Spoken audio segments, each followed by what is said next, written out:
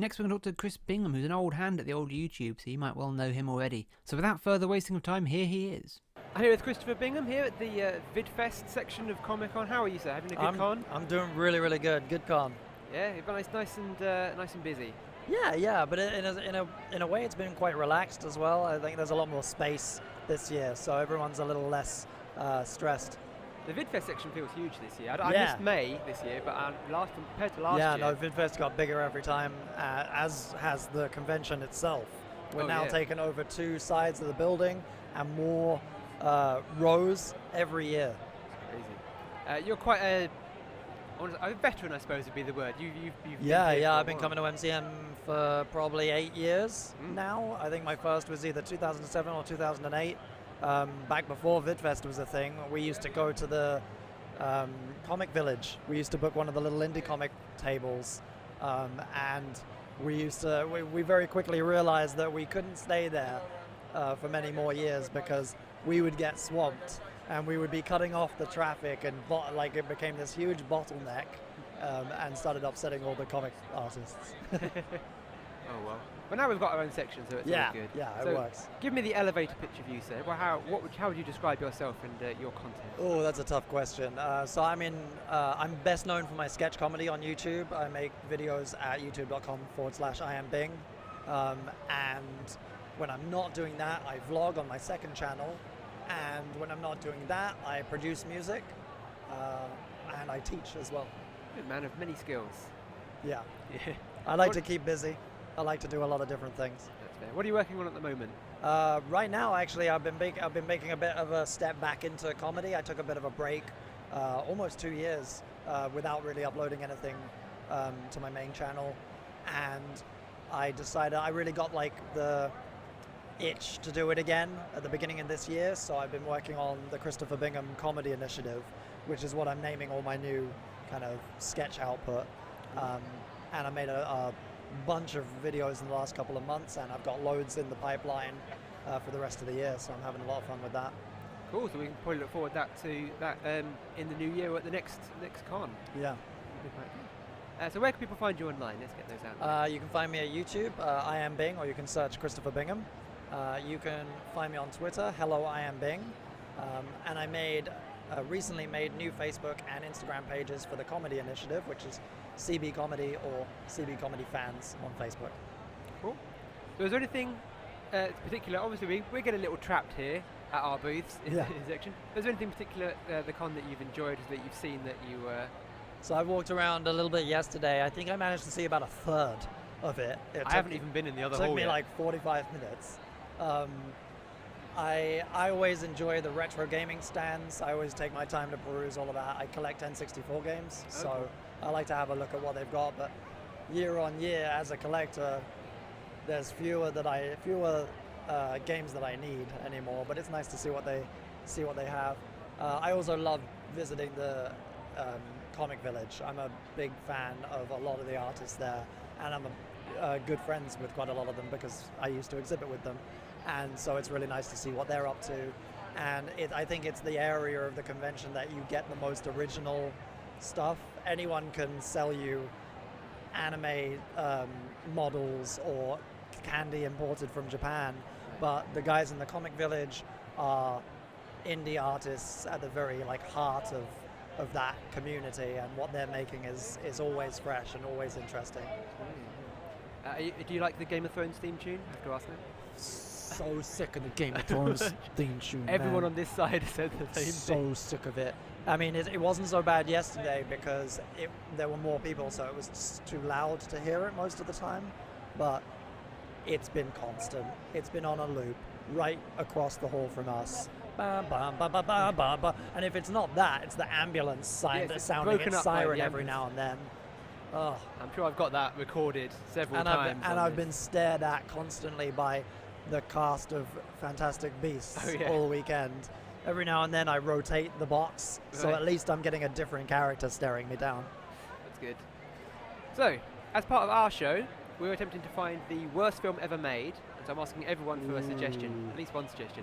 Okay, so I think one of the most interesting worst films ever made is a movie called Southland Tales, Oh yeah. directed by Richard Kelly. Mm, I have Darko. such a nuanced relationship with this film because everything about it shouldn't work. It should not be good. The cast is weird. Like he seemed to have wanted to cast everyone that you would never want to cast all at once. It's got Sean William Scott. It's got Sarah Michelle Gellar. It's got The Rock.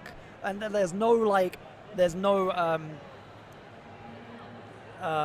diplomatically good or A-list or Right, kind yeah, of yeah. reputable actor in there in the bunch. They're all the kind of weird TV or ex-wrestlers or like bit character actors that you would never cast all at once in one film. And Richard Kelly, he kind of fluked with Donnie Darko. It's a classic, it's beautiful, but as his career progressed, we slowly realized that maybe everything that's good about Donnie Darko wasn't his fault. Yeah. Or just a one-hit wonder. Musicians have it. And You know. Southland Tales is like every idea he's ever had in one film, and it's just absolute clusterfuck. It doesn't make any sense. There are so many characters that don't need to be in it, so many extra storylines that go nowhere, and yet there are scenes, there are moments in it that are so good that you want the rest of the film to be good. You want it to be amazing, but it isn't. I actually, one summer between my first and second year at university, I spent a couple of weeks trying to recut that film myself. I downloaded the original soundtrack. I downloaded a high quality version of it. I got all the extra, any extras I could get, all the deleted scenes if I could find them. And I really tried, but I couldn't salvage it. That's a noble effort, though. I know, because I kind of see what he was going for as well. Richard Kelly wishes he was David Lynch. That's that's rule 101 of Richard Kelly. He wishes he was David Lynch, and if you work with that assumption and try and make the film a little bit more Lynchian by taking stuff away, take details out of it, and make it a bit more surreal, make it a bit more vague, it starts to resemble a film that might actually have been good. Right, okay, fair enough. Well, I'll check that out, because I haven't seen that one. I have heard lots of... You got to enjoy it with a cold drink and a big pinch of salt. Well, we're coming to the end of the con now, so I can't say, I've said to everybody else, have a good con, but now it's basically it's over. Have a good journey home, have a good life. kicking your feet up, Yeah, watch a yes. movie. Yeah. All right, thank you very much for talking to us. Yeah, Hope you have a pleasure. good one. So there we are, moving on now to some sketch comedy with Tiny Night Films. And they do sketches on YouTube and bits and bobs, short film and type of thing.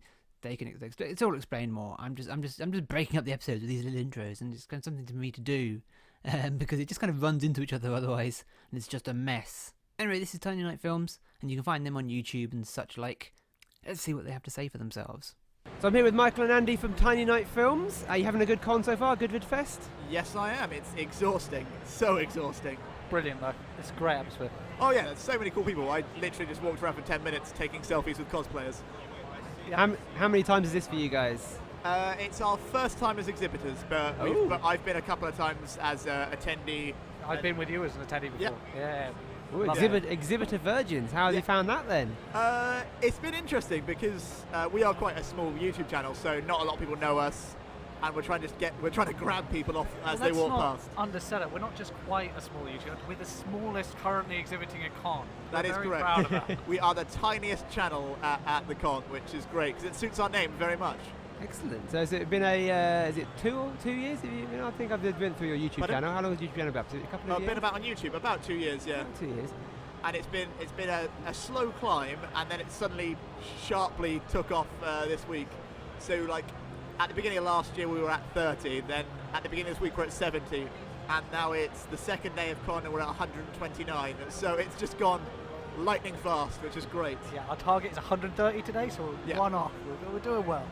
That's good.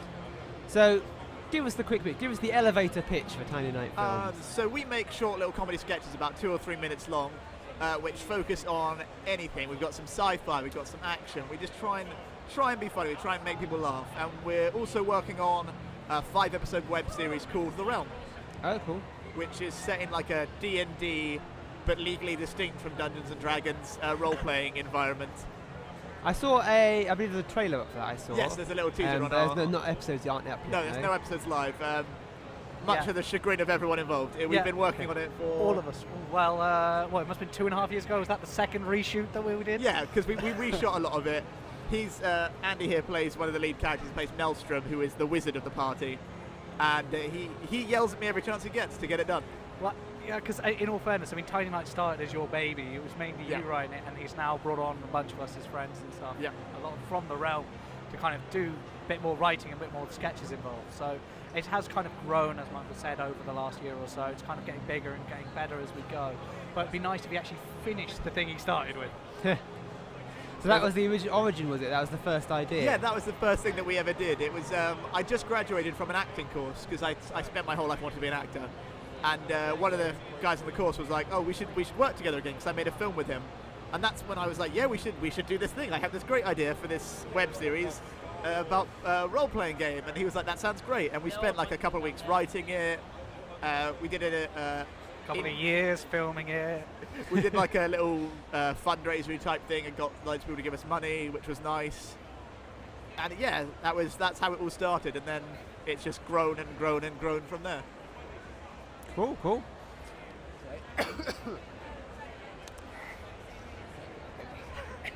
It's alright, you can die off camera, it's fine. I don't. It's not on camera, okay? Yeah, it's audio, Jesus. I can cut it out later. Pictures, I'll just take fine. pictures. Ruin everything. Okay. So, start the web series, now you're doing the sketches, but once the web series is out, do you think you'll expand on it or do more web series or more formulate, not formulate, what am I talking about, more episodic content? It's one of those things, like it depends how it's received. If people like the realm, I would love to do more of it. My brain is full of ideas of where I want to take these characters, where I see them ending up, and I have a vague idea of what I want to happen in the next season. You say that, you've had about 8 vague ideas in the time I've known you. You discussed at least 3 of them with me. Yeah. Don't get me wrong, I think it's great, and I think the writing is solid. It would just be nice if you'd finished the editing part. Yes. See, every chance he gets, he brings up the fact that the first season's not done yet.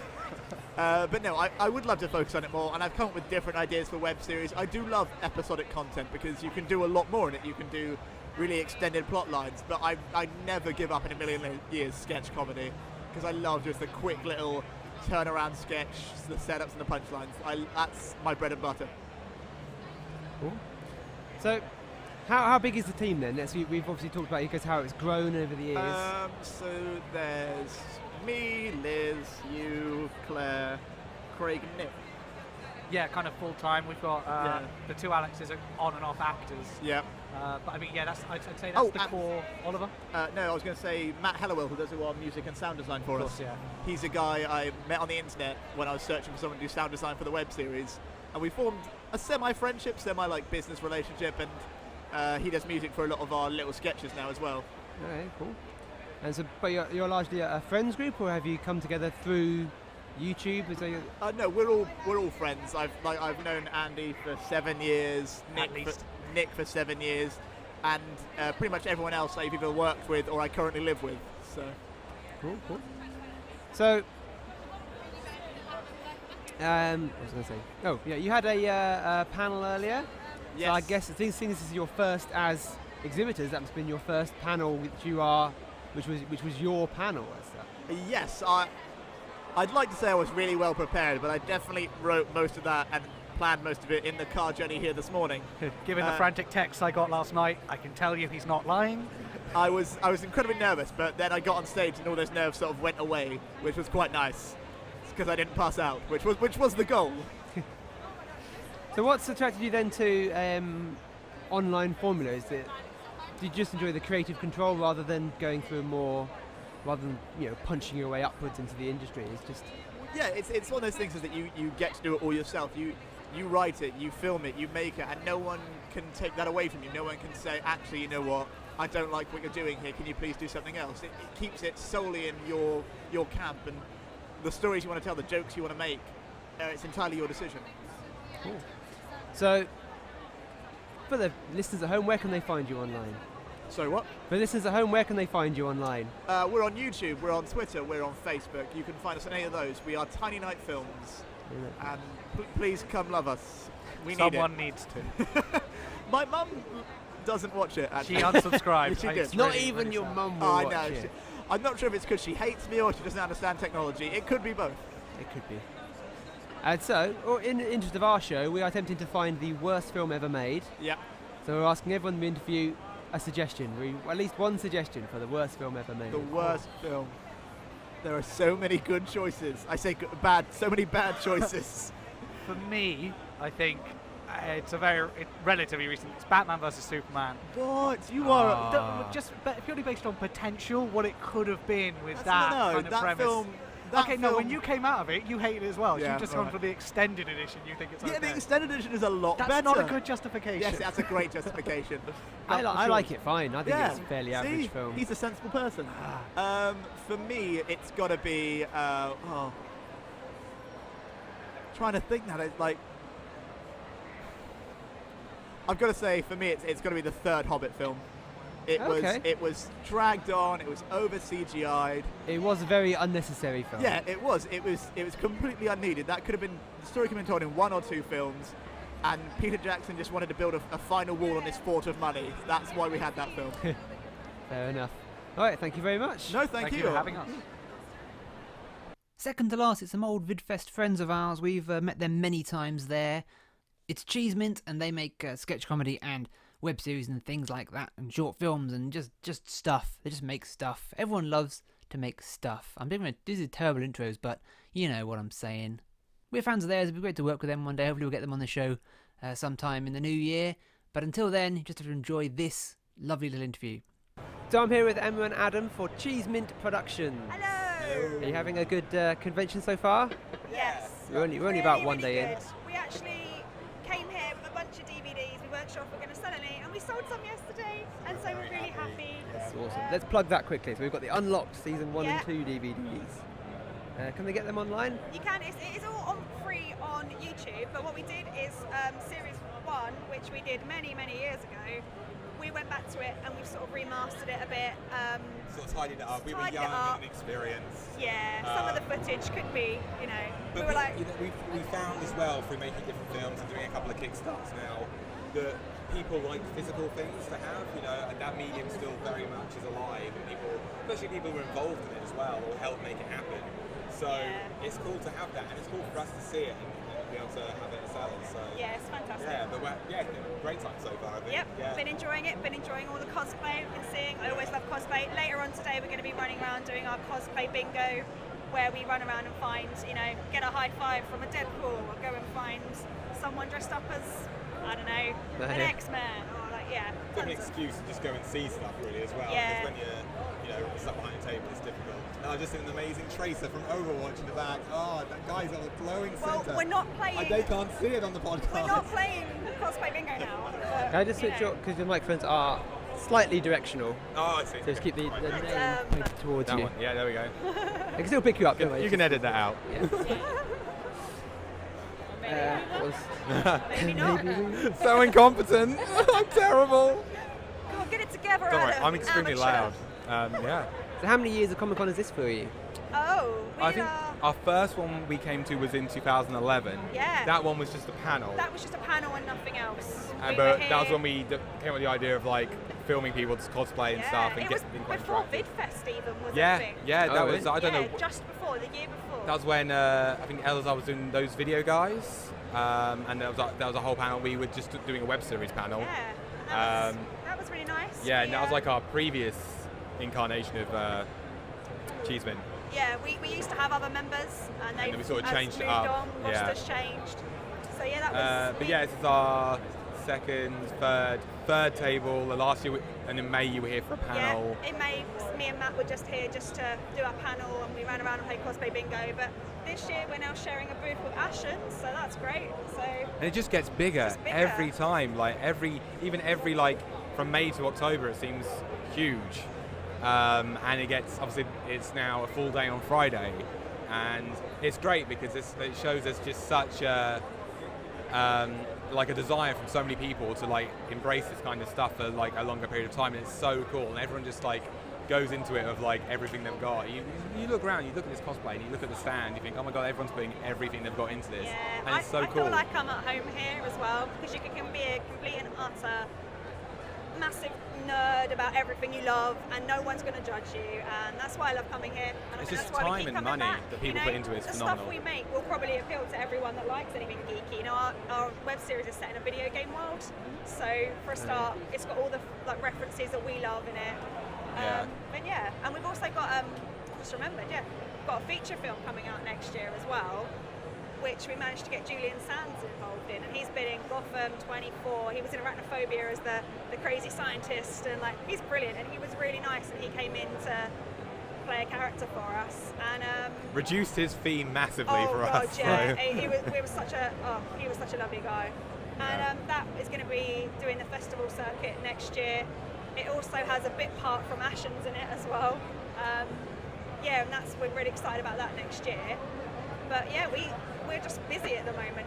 After this, we've only got a week, and then we're back on production again. We're doing a short film which we just had a Kickstarter for, and that will be about a 17th century alchemist. So it's basically historical sci-fi.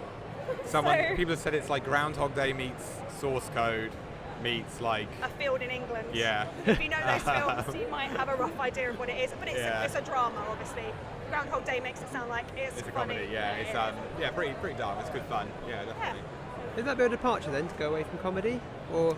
Not really, because we've always done a range of stuff. We've done quite serious pieces. Like we did one called Falling Asleep, which Matt directed, and that was about a guy with insomnia who at the end of the film you don't know whether or not he's killed himself or not. And I think it's about dreams and being awake. I have to look that one up now. Yeah, and we've done other things as well. We did a silent movie before as well, and that had quite dark themes in But it I think as well. initially we started like focusing more on comedy because that's what people kind of go to YouTube for a lot of the time. They go for like, short sketches, short videos, something that they can kind of like watch on a 5-minute break or something. Yeah. And so that's kind of why Unlocked is comedy based. Yeah, and Unlocked is the thing we all work on collaboratively, but and then we all come together for that, and then we all do our own little individual projects. And then we kind of feel like we want to like stretch ourselves creatively and start doing different kind of things. And what we pride ourselves on is we don't pigeonhole ourselves. We want to do lots of different things, and I think that's why it's sometimes difficult because we don't think of ourselves as YouTubers per se, because we don't do like weekly content or daily content. We do what we're making, and YouTube's a platform to put it on. I think YouTube is just the platform for all of our like film and web series stuff. And we just enjoy doing it. So it's just whatever we want to do. Go against the it. grain. So and I think that's why we just keep sort of jumping around from one thing to the other. But Unlocked will always be there. That's the one thing that will always. And we have we'll so come back much to fun eventually. making it and doing the costumes and stuff. So it's really fun. I think comedy, it's a great thing to come back to. But it's hard to write as well. So being funny is very subjective. So Yeah, very. Well, for short form filmmakers, this is quite a time to be alive, isn't it? It's everything's. I mean, we are to some degree at the starting level. This can only get bigger. Yeah. But it's quite exciting, isn't it? You're at Comic-Con. Who would have said that 20 years ago? There's a platform for it for everyone, and that's the thing. Like, if you like something, chances are, if you go looking for it online, you will find it. Like, if you've got a niche you're interested in, and it's easier for fans to find what they want as well. I mean, there is also the worry that it gets oversaturized as well. Yeah. But I think it's never been easier to make something. There are feature films like Tangerine that came out last year, was made on an iPhone, and it was one of the best films I saw last year. It's so easy now to make stuff for anybody, like on any level, at any age. It's very difficult getting it seen because there is so much stuff out there. Yeah. And people like the stuff they like, and they're not always great about being introduced to something new. It's like, no, I like these channels on YouTube. Why would I want to watch something else?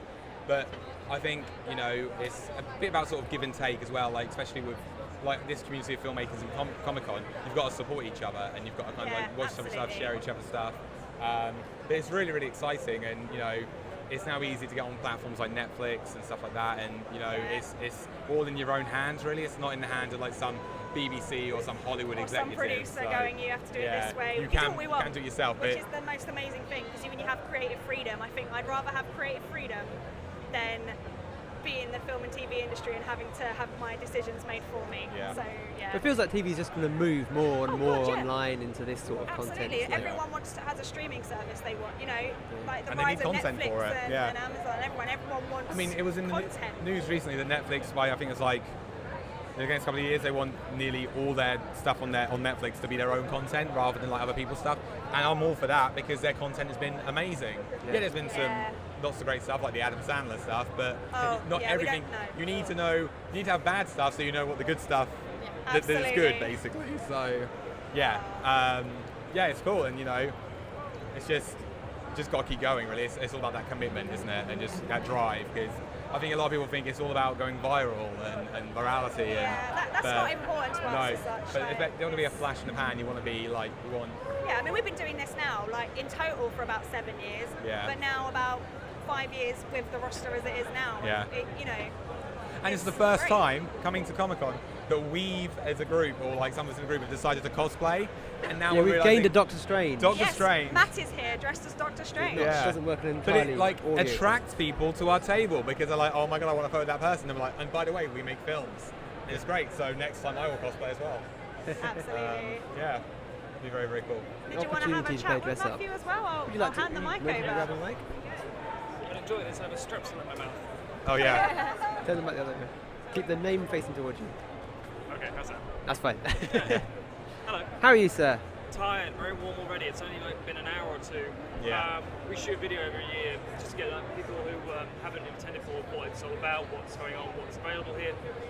We like to shoot a lot of B-roll in the footage. So the idea being just a broad range of different stands between costume stuff, wigs, board games, comics, all these kinds of things, which is all very cool.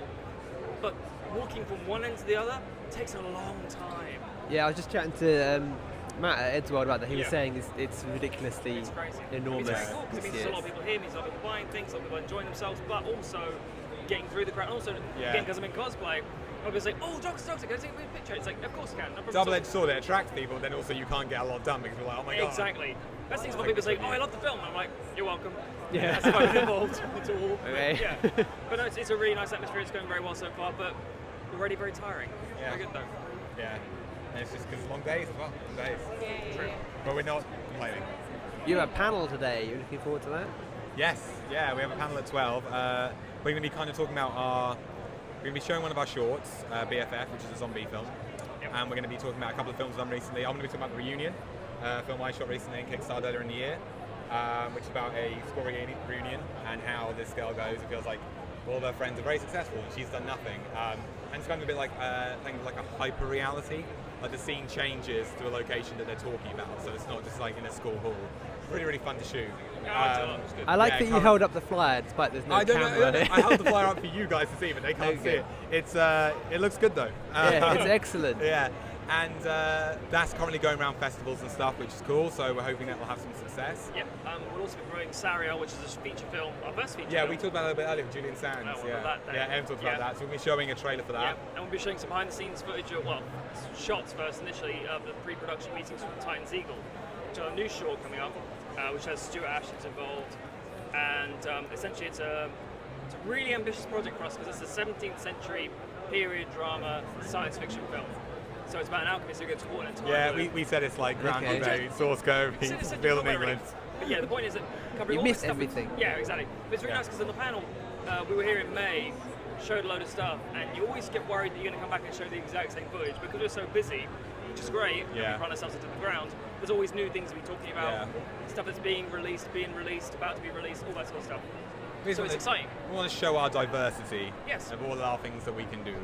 So, yeah, and even if like 5 people turn up, we'll be happy. So, Yeah, there's 5 viewers at the end of the day who like stuff. At the end of it, is more important than a room full of people going, that's all right. yeah. So Yeah, that's exactly. more important Yeah. to us. You guys are very good at answering my next 3 questions in just one question. It's quite good. I'm kind of like, oh, you've answered whatever I was going to say Oh, next. sorry, we are terrible for that. We will. That's brilliant. It's brilliant. That Okay, means I yeah. don't have to talk very much. Yeah, we just don't stop talking really. Yes, Hence that's why we true. all have sore throats. And, Yeah, hence the strepsils, yeah. Exactly. Right, so part of the show, we're trying to find the worst film ever made. What do you think is the worst film you've ever seen? Oh God. Yeah. Banzai. Buckaroo Buckaroo Banzai. Banzai? Okay. It's very difficult because the worst film ever made obviously constitute things like bad films like The Room. The but Room they're is enjoyable. awful. No, I've gone 180 on that. Everyone used to think The Room's so good because it's so bad. It's just awful. I think by saying it's so good, it's so bad, it fuels an idiot. So we're giving an idiot's credit, and he doesn't deserve any credit because it's a terrible film, terribly made, and yet he's having some sort of success with it, where there are other people who are making much better films and not having success. So Tommy Wiseau can get lost. Yeah. Well, I was going to keep it censored. No. You mean you don't own any of Tommy Wiseau's underwear range? No, I do not. I actually have an answer. Sells them It's at a good the answer. Prince Charles, isn't it? My least favourite film, or the worst film I've made, is called The Hottie and the Nottie. Oh, that was bad. Yeah. I'm Phil Creek, yeah. Paris So, Hilton. Paris Hilton film. It's bad for 2 or 3 reasons. One, it's badly shot, badly made. The moral of the story, though, which I think is very predictable, is awful. It is literally, oh, look at this hideous woman. If we make her attractive, She'll be happy. This absolutely horrible human being will fall for her. And it's just, you think it's going to go down the typical sort of cutesy, like, oh, inner beauty after all, yay, which is fine. But then you realise, oh no, it's just purely superficial and it's awful. And not only that, the camera's shaky as hell, and I don't mean this in a sort of intentional shaky cam way. It's just Badly made. Yeah, it's like just badly made, but it's got an actual budget and an actual promotional group. It's just really awful. So Okay, then. I'd say Google it, but don't. So, in conclusion, Buckaroo Banzai, The Room, and The Hottie and the Nottie. Excellent. we I've go. seen The Room, but I've got 2 suggestions I haven't seen there, so we might watch them on the show. Check them out so you can say, oh no. I made a terrible mistake. Yeah, awful film, should be burnt to ground. Yeah. Anything you want to say about Buckaroo Banzai at all? It's just awful, and there's a bit of a cult following for it, and I just don't understand it whatsoever. It's just They're trying to bring it's it back terrible, to TV and there's series. so many Yeah. people in it that quality. should know better and should be, not doing shit stuff like that. We had a quality, It's just, we had a conversation with Stuart Ashton about this as well, because we thought, this is probably your kind of film, it's all the sort of things you'd be sort of pitched for, and he went, He I hated it. Yeah, he And absolutely hated it. It's one of those things that it's got such a cult fan following. The much of something like the Room, when you were saying, it's become popular with certain people, and you're like, oh, you gotta like this, and you watch and think, yeah, but it's awful. Yeah, but it's not cheesy very and cliche good. and badly written, and it's not good. Yeah. You've been downgraded to a mic stand now. You realise? Yeah, I'm just holding microphones for people now, so. And now you're speaking into 2. And I'm just speaking to do, yeah, it's very confusing when it comes to the editing, so. All right, brilliant. All right, cheers very much. Thank We'll you. check some of those out and review them on the show. No, don't check them out. That's the point of the show, to melt our brains. Then yes, in that case, do. And Then I'm very sorry. Okay, great. Well, So how do we find Oh, yeah, the so- show? to wrap up, where can people find you? Yeah, well, just search Cheesemint. We've got cheesemint.com. If you go to Facebook, Cheesemint Productions, at Cheesemint on Twitter, Cheesemint on Tumblr as well. We recently rejuvenated our Instagram account, so yeah, you can check out what we've been up to at MCM on there. Yep. Just Google Cheesemint, and yeah, feel free to follow us on Twitter as well. Yeah, it's quite a unique name, so it's quite easy just to punch it into Google and find there's only one entry. Even if you do cheese space mint, which is incorrect, you'll still find Yeah, it. you'll find Yeah. us.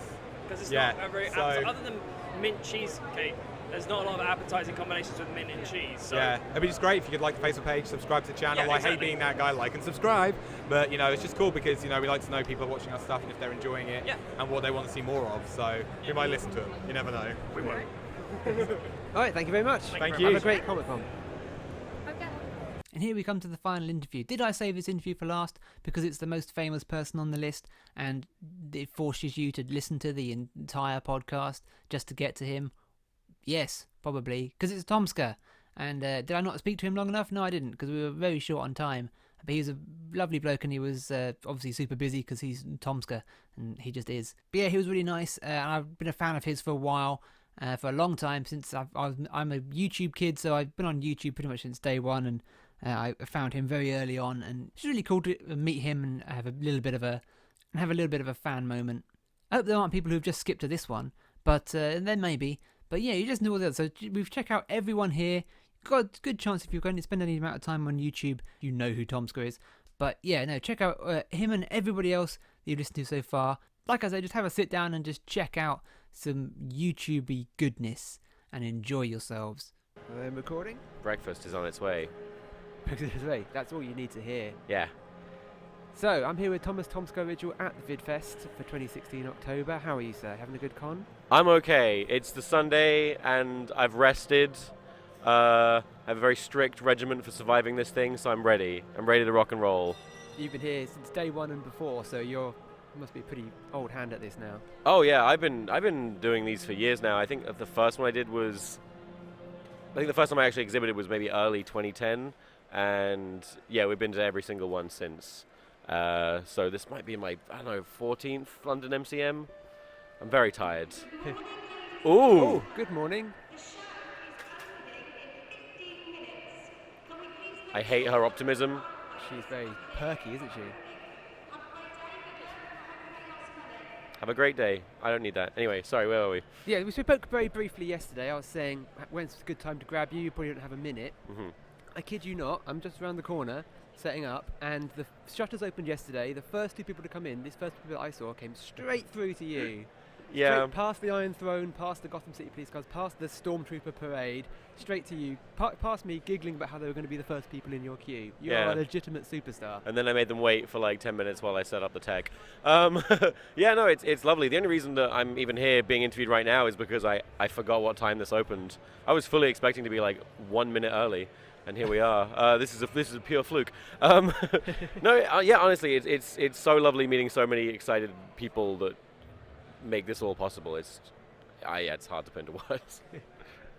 So I was chatting to Matt at Edgeworld the other day, and he's saying obviously you guys have been here since before Vidfest was a thing. Mm-hmm. So how have you seen it evolve? I mean, it's huge now. Yeah, so basically, as I mentioned, the first time we did this was about 6 or so years ago, and it was just me and Edgeworld and a friend at one table in Comic Village. We were the first YouTubers to come, really, next to Simon's Cat. And then basically we had so much traffic, we had so many people coming to our table that it started to choke out the other businesses around us, all these other tables. So the next year we had to request a corner table so we wouldn't affect people's businesses, but we were still getting too much traffic and people were complaining and our queues were wrapping around other tables. And so after a couple of years of this, I spoke with the owner of MCM and said, look, we need our own section. We need a thing. And not long after that, he assigned a fellow called LSR to it and built Vidfest. I didn't pick the name or the weird little panda mascot thing, but yeah, no. So that was the origin. We were the first here. The king of Vidfest. Yeah. But not in charge. You're just happy to just enjoy it. Oh yeah, no, I'm thrilled, and it's lovely to see it grow as well and get different web series, and it's grown to something so much bigger than me and mine, and it's really nice to be able to be in a place that can showcase so many different online talents and stuff. Correct me if I'm wrong, but did you celebrate your 10 years on YouTube last year? Yeah, I was celebrating my 10th year on YouTube this May. Oh, so I've been around a while now. Good lord, but in internet years, I'm dead. Oh, it's been a long time. It's so strange to be one of the longest standing YouTubers that's still air quotes relevant. It's very weird. I've watched so many people from when I started YouTube drop off now. I can say there's only about 10 people from my generation still going. So this is still mind-blowing to you. This hasn't become routine yet. Oh no, it's not. Well, I mean, I don't think drowning would ever become routine, because that's kind of like how I feel about being on YouTube and staying, again, air quotes, relevant, is that you are swimming against a current. You are struggling to stay afloat the whole time. It's a very fickle world, so the excitement comes from trying not to slip under and fall off your game. So, for anyone that doesn't know who you are, what they're doing on the internet, what's wrong with them, but give us the Tomska pitch. Okay, well, if you're not primarily a 15-year-old boy, you may not know what I do, but basically I'm a comedy writer and director. I do comedy sketches, I write and direct cartoons, and yeah, I've just been doing it for a very long time. I would describe my style as a very Americanized comedy, I guess. I consider myself a product of the internet. It's why my accent is so transatlantic. But yeah, I just make explosive, loud comedy with lots of screaming and death. And you have your video blog channel as well, the Dark Squidge. Yes, yeah, I have a vlogging channel as well, youtube.com/darksquidge, where I just chronicle my life and show people the behind the scenes of a YouTube famous person, and you know what makes it stand out is that I show how miserable I actually am all the time, and how following your dreams doesn't necessarily make you happy. I was going to say I've seen it. It's a very personal channel. Was it that a different experience, different sort of nervousness to that as opposed to making? No, not at all. Honestly, like people always say like, oh, it's so brave that you know share this and that, and it's to me it's not. It's actually the easiest thing. It's harder to be creative. Just talking openly and not filtering what I do and say is very easy. So just saying like, oh, I'm miserable today. Here's what that's like is not that hard. I mean, if people want to call me brave, they're welcome to. But honestly, it's just as he flexes, just for the he says, if they want to call me brave, you know, if they want to call me brave, then go ahead. If they want to call me a hero, they can, I guess. If they want to say I've got a big schlong, I mean, I didn't say it, but but the kids listen to the show. I hope not. No, it's been wonderful chatting to you. Yes. As part of our show, we're trying to find the worst film ever made, because we do review movies primarily. So we're asking for suggestions from everyone. Worst film ever made? Yep. Meet the Spartans, hands down. Meet the Spartans? Meet the Spartans. Some sort of 300 parody, I assume. It's so awful. I've kept the ticket stub from when I went to the cinema to see it, because it was just that bad. It's like, holy shit. Like, literally, there is a point in the movie where a giant robot walks up and then starts playing the Leave Britney Alone Chris Crocker YouTube video. No context, that just happens. And I'm sure that other movies made by that studio are worse, but that's the one I saw. So, Meet the Spartans can burn in hell. Just right in hell. Alright, we'll be sure to review that then, because that sounds like a classic. I don't think it's even worth reviewing. Like, I think it's like trying to do a food review of a turd. Like, it's not even food. It doesn't even deserve to be tasted. I agree that a turd does not deserve to be tasted. That's that movie. Words from wisdom. Turd of films. Mr. Tomska here. Well, to wrap up, where can everybody find you online? Where can everyone find me online? youtube.com/Tom or Tomska, both work. I make videos sometimes when I'm not being a lazy man-child. Are you much of a Twitterer? I do tweet. I tweet at the Tomska. I Facebook at the Tomska. I Tumblr at the Tomska. You're consistent. I Instagram at Dark Squidge. Oh, okay. Well, it's been wonderful talking to you. Yes. Thank you very much. Thank you very much. See you around. Thank you. That was me conducting interviews whilst full of a cold and off my head on medication. But Comic-Con was good fun. We'll definitely be going back next year and doing more events like this next year. And just, as I say, trying to talk to creators and get creators on our show so that we can talk to them in more depth and review their content and everything else. We just want to talk more on the vein of filmmaking and make this a little bit more of about independent filmmaking on the whole. Anyway, thank you for listening. Do check out our main show every Wednesdays, the Deleted Scene podcast on any podcasting network. You can find us on iTunes and SoundCloud and whatever podcasting apps you may use. Follow us on Twitter at Deleted Scene Pod and find the Deleted Scene Podcast on Facebook for updates and all the information you could possibly need. You can find me on Twitter at ChristianJMD or search for the One Bearded Man. You can also find me on YouTube, though I'm very bad at YouTube. But I did post a video, a sort of dazed video that I made whilst at Comic-Con, which was kind of fun. These Friday interview episodes won't go out all the time, but they will go out as frequently as I can make them, interviewing various creatives and talented types. Hope you enjoyed and hope you come back for more. The end.